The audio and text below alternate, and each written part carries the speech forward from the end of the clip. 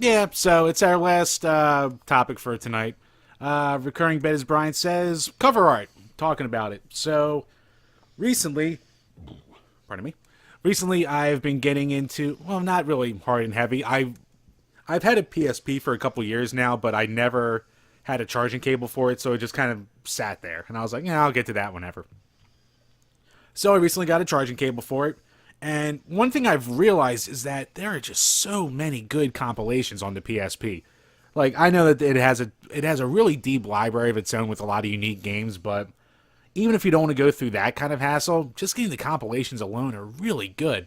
And one of them is going to be up today with Castlevania, the Dracula X Chronicles. Trying to center this on the screen right now. Yeah, I'm looking at a picture of it right now. And obviously, if you're watching the segment, I'm going to put the picture below. Otherwise, try and look at Jim's or Google it if you're listening. So, as the one between the two of us that's more obsessive with Castlevania, I would say I was not familiar with this game, and I'm certainly not familiar with this cover. Looking at it, it's kind of par for the course for a lot of these type of Castlevania games. There's an interesting amount going on. So you have Dracula's face over the front of the castle. You got which Belmont is that? It's Richter because it's mainly what this is it's a 2.5D remake of Rondo of Blood, which, as you know, a lot of people know, never came out. Well, it didn't know it came out in the Turbo CD, but it was really rare, really expensive. You had Dracula X on the Super NES, so that's where you get the name from. And then you can unlock a version of Symphony of the Night. Okay. So it's basically Richter. Okay, so it's Richter, and then what? What's Maria? that chick's name? Yeah. Marie, yeah. Marie, yeah.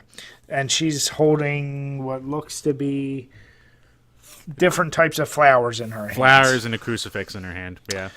So, okay. The name makes it obvious. I do love the font for Castlevania. They do the moon thing with the C, which is obviously cool. Yeah,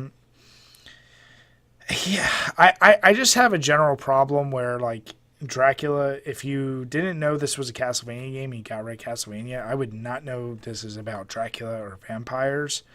And this is that point in the Castle, well, not really the point, but this is like that example of Castlevania games that became,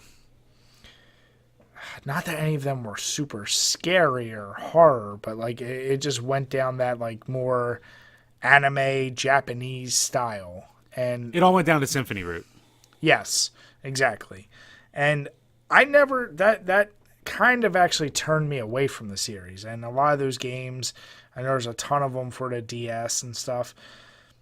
Literally because of the art style of the games, like I'd be kind of like, I'm good. And you know, even though I love Symphony at Night, those styles games never really came to me. Rondo of Blood, I have played an emulated version of that. So I've never beaten it, but it's a solid game, and I wish they would have stuck with the art style that was more prevalent back then than go with the more the Symphony of the Night style for this, even though it is a technically remake. So while it's interesting and well done, it's not really my taste.